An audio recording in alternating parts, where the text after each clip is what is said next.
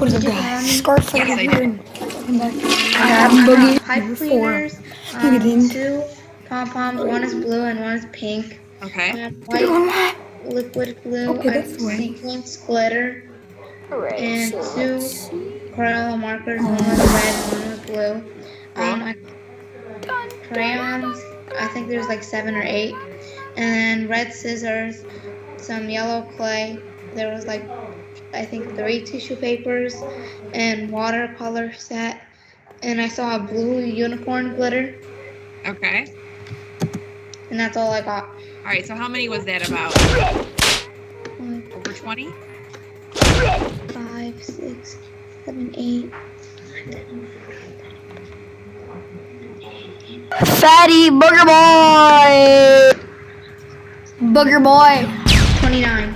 All right. Wow. Okay. So now 29 is going to be about our highest number. That's good memory. All right, Larissa. I don't know a lot. I had 11 stuff. Okay. So what I saw was markers. There's a lot of colors actually. Colored pencils, a red scissor, colored paper, glitter, clay, the glue bottle, tissue papers, like those ones that they put on presents. Right. And those twisty orange thingies. I said Gianna said whatever they're Pipe cleaners. whatever they're called. And 2 pom-pom balls. All right. So how many items was that? 11. 11. All right. Awesome. I can't see anything because the sun's shining on my laptop. I can see. Yeah. You don't have to look at anything. You can listen for now. All right, Morgan, how many items were you able to find or remember? I think it was about like 30 or 31. I found Okay. red scissors, 2 Okay. pieces of paper, like 4 popsicle sticks, 3 pom-poms, the watercolor painter, the clay, glue, and then the glitter, the crayons, which was about like 6 or 7 crayons. Okay. The like tissue paper, red, pink, and there was like red, pink, and purple, and then there was like 4 pipe cleaners, like black, red, and I can't remember the other colors. Okay. So we'll count black and red then for sure. So count how many items you remembered for sure. Well, I counted them out and I had like 30. Okay, so we'll say 30. 30 is going to be our highest now. So we had 29, now 30 is our highest. All right, awesome. Andre, how many were you able to remember? 0. I had 13. And Okay. I had green construction paper, orange, and I'm pretty sure black popsicle stick. I'm not sure. And then orange, black, and red pipe cleaner. And then Elmer's glue, red scissors, red and blue markers, white and yellow wrapping paper, and then gems, like the colorful gems that were like still yellow. And then there was water paint, yellow clay, and then there was a blue and a pink pom-pom, and then blue glitter and 4 crayons. All right, awesome. Great, nice job. Nice memory, guys. Tamara, go ahead. Okay, I found the 2 pieces of paper, the Crayola markers, which is red and blue, I think. Blue, red scissors, like yellow clay, and then tissue paper, I think it was red and yellow, and 2 pom-poms, and then washable paint, it was red, yellow, orange, brown, and black, and then those pipe cleaners, I think it was red and yellow, I don't know. And then a green popsicle stick, a yellow popsicle stick, and a red popsicle stick. And then the sparkles were like purple and red. And yeah. All right. Nice job. So how many was that again that you found? Remembered?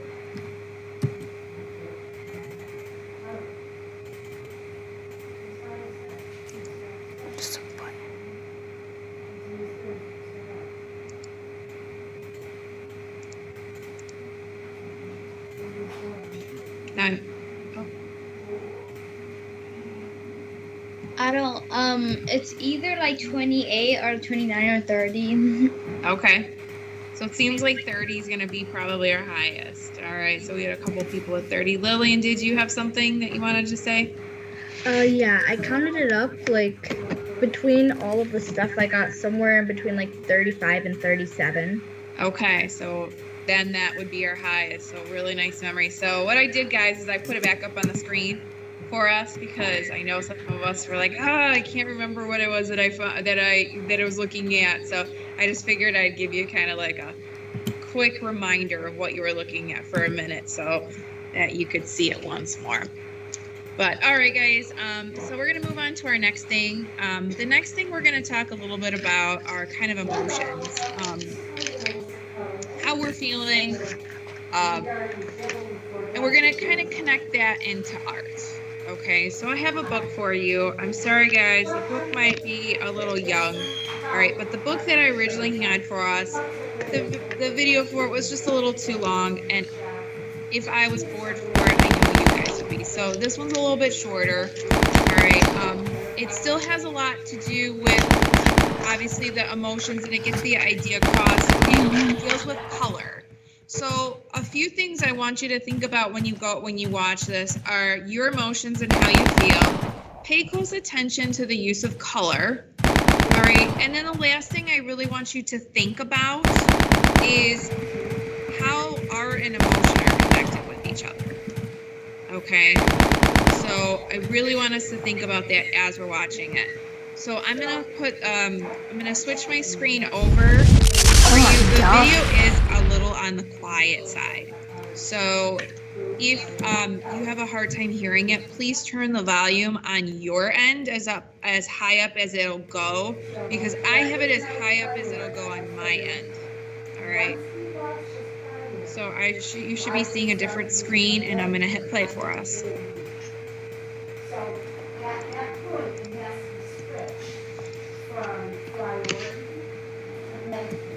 I can't hear it at all. Oh, hang on one second. For whatever Sucks reason, to be you. it's quiet. In the beginning, it's super duper quiet. Hey everyone, welcome back to Minity Kids. Today, we're going to be reading this wonderful book called Little Scribble Spot. A story Did you do this with Mr. Boogie's class? written and illustrated by DIDNT. Yes, this is Ruby's class today. Let's do it. Yeah, because that's on my sister's iPad. This is Scribble Spot. Don't worry.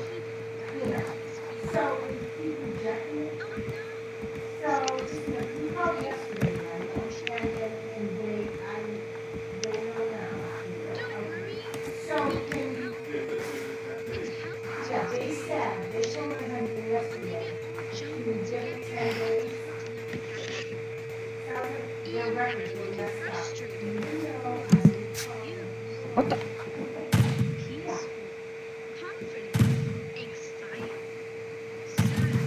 Oh, where's the auto trigger? Is it 4? No. Separate your emotions out like this, so it will be easier to identify and manage. Then you can go through them one by one. Let us show you. Sometimes the spots have a hard time saying how they feel, so you may see them express their emotions and scribble art too. This green spot is called peaceful. It shows up when you're feeling relaxed and calm. Relaxed, tranquil, calm, quiet, mellow, and serene. Peaceful. What's that?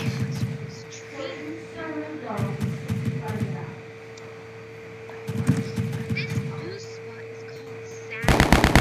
It shows up when you're feeling upset. Or if you experience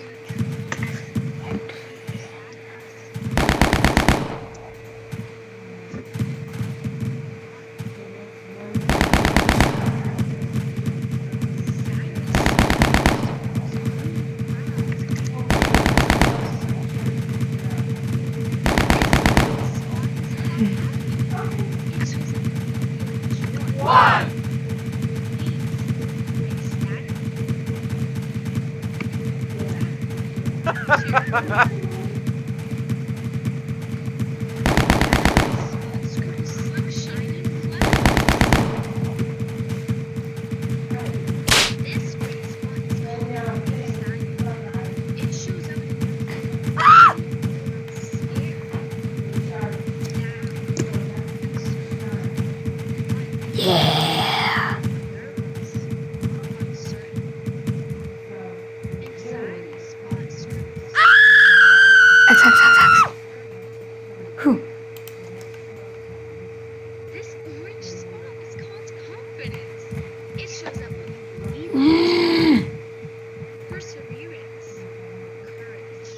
a shoe.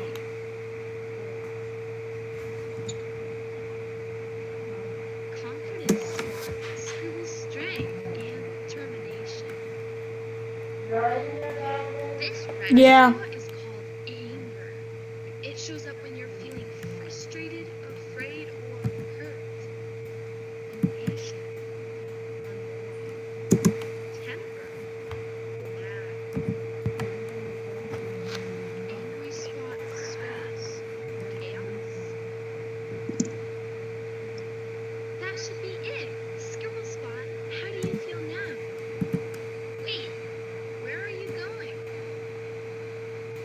I can't believe we forgot love. Love is made up of so many feelings and emotions. You experience love when someone cares about you, and you care about them a lot. Compassion, respect, appreciation, friendship, kindness. Love spot scribbles hearts. Scribble spot, you're not tangled anymore. See? Don't you feel so much better? Scribble spot scribbles a rainbow. Because every emotion makes a Ooh, Well, look guys, how my man that's pretty pipes much in. it for today. Thank you Ooh. so much for reading with me. Ooh. And remember what we learned in this book. It's okay to experience emotions. And if you're having trouble with them, just find a way for you to express them, like drawing. Thanks for watching, and Ooh. All right, guys. So that was the video that I wanted us to watch about emotions. So a couple things that I wanted us to do was think about some emotions that best describe you right now. I also did want you to make sure you're paying close attention to the colors that were used. And then I also wanted you to think about how art and emotion may have a connection. So does anybody want to share on any of that? Or I'm not sure. Do you guys still have questions or anything? Lillian, go ahead.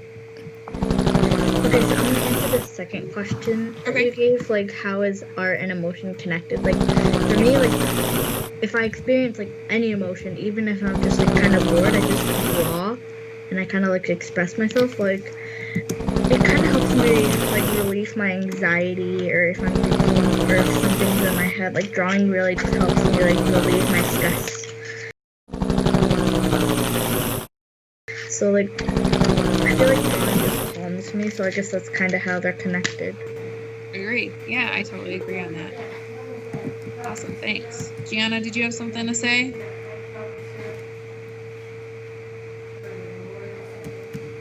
No, I was on earlier. Okay. Awesome. Andre, go ahead. And guys, I'm seeing that cameras are off again, so let's make sure those click back on. Dominic got kicked out of the meeting. It looks like he's on his way back. Thanks Still for letting me know. spinning. Was that all you wanted to say, Andre? Cool. Thank you. Thanks for the heads up. All right, guys. So yeah, a lot of times we can, emotions and art are connected. Kind of like what Lillian said, I would agree with her. Like if I'm having a rough day or something like that, if I start drawing, even if it's not necessarily like what my emotion is, it always kind of makes me feel better. All right. So I'm sure a lot of us can kind of agree to disagree on that. Another way I think that they're really kind of connected is sometimes the subject matter of the art obviously can tell the emotion, and then also the use of color. So if we've got something that maybe has a lot of darker, cool colors like blues and grays and things like that, black, maybe the subject matter is a little more on the sad end. All right. And if we've got something that's happy, we might see brighter colors, maybe the uses of yellows and oranges. Okay. Andre, go ahead. Miss McCarricker is calling me. I have no idea what to do. Like, Switch over. Okay. Thank you for letting me know. Go ahead. okay. She's also calling me. Who said that? Gianna, I don't know why. So should I answer? Okay. Why don't you go ahead and switch out to her, and then if you can come back, come on back. Okay. All right, guys. So real quickly, I wanted to show us a few things on our screen. What is art? So what we're going to kind of move into is what is art, and kind of what do we think is art versus what do we think is not art. So everybody has their own opinion on what is art, and they're all different, and there's no really right or wrong answer. So I just kind of want us to think about that as we're looking at it. So ways that we can create art, we can create it through drawing, through painting, through collage, so taking multiple items and putting them together, through sculpture, right? We can use not only the supplies that you see there, there's those first few paper, wood, metals, but we can also take multiple objects and put them together to kind of create sculpture. We can use fibers such as weaving and sewing. Photography, if you ever had a chance in the past to go to their district art show, the high schools always create really cool things for the photography and the video. So in the future, when we're able to have them, definitely try to visit. And then we're going to look at some art, and I want you to, like, as you're looking at it, decide if you really think it's art or not. All right, so is this art when you look at it? Okay, we've got mountains and a field and things like that.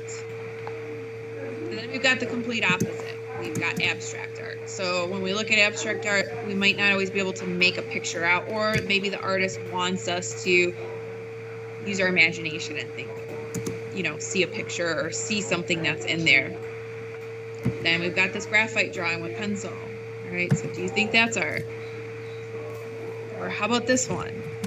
All right, it looks like a painting, but it's obviously Mickey, Minnie, and Pluto. We've got a sculpture. All right, these are all found objects. So this is a great example of a found object sculpture. The body of the dog is a tin. The snout is a can with a button on the nose. We've got spoons for ears. It looks like it might be binoculars for eyes, so kind of cool. Then we all recognize Pikachu, so do you consider that art? Or this dog, right? Or graffiti. Graffiti's kind of a controversial one, because even though graffiti is not always the most positive thing, because it's done in places it shouldn't be, or the subject matter might not be very positive or appropriate. All right, it's on the brink of is it positive or negative? There's a very famous artist named Banksy. It has a really cool background where we don't really know exactly who the artist is, but especially in England, that person will kind of create art on buildings. Usually they have a political message, but if the art can be sold, it sells a lot of times for millions of dollars. Some people don't like it. Most people just love it. And when one shows up on a building, everybody goes to see it. So graffiti art is kind of on the brink of, is it art or isn't? So it's really up to you and your opinion. Then we've got things like labels. Okay, so labels like this one on a Coke bottle. All right, Coke bottles don't always have this fancy special edition ones, but when you think about anything that you're using, whether it's a regular water bottle, a bottled water, you know, or a chip bag or anything like that, think of the designer and somebody created that label. So is that art to you? Then we have, all right, this photography picture, which also looks like we kind of have sculpture in it because we have those stacked rocks. And we have a house. So think of all of the planning that goes into that. The blueprints, the designing of the interior, designing of the exterior. Okay, do you consider that art? Or even these paintings that are on cave walls. All right, so lots of different things for you to kind of think about in terms of what you think is art and what you don't think is art.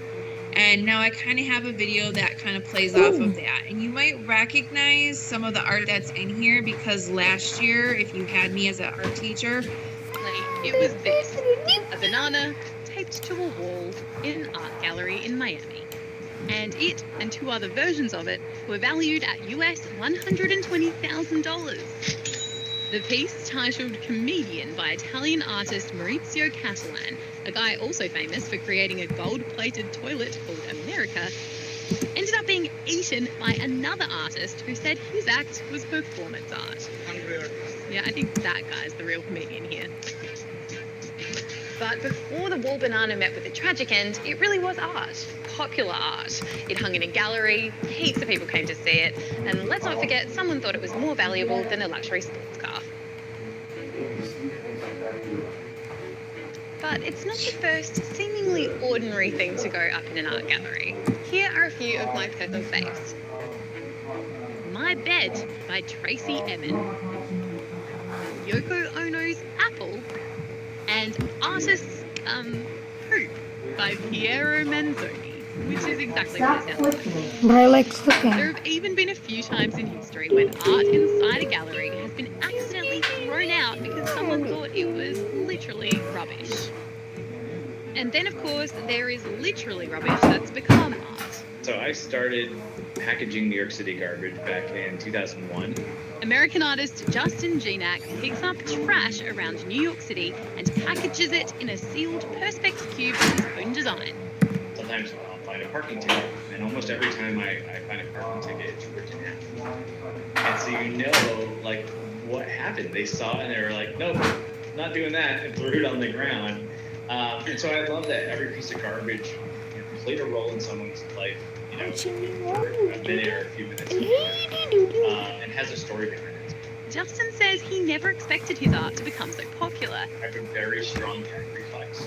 So if I find something gross, I just start gagging. So I don't know why I'm working with garbage. It's like the worst thing for me. He sells the cubes for $50 US each. The people who get it and they get really excited about it feel like they're in on something. That they know something that other people don't know, and it gets them excited. Oh, done? But can we say all of that What? stuff is on the same level as this? Because unlike Maurizio I'm Catalan, a banana. thanks so much for watching. If you want All right, guys. So what did you think of that? Kind of cool. Kind of really makes us think about discussion. So, We were tuning all in right, next guys. That's pretty much Goodbye, our class for the everyone. day. A couple things that I want to ask you.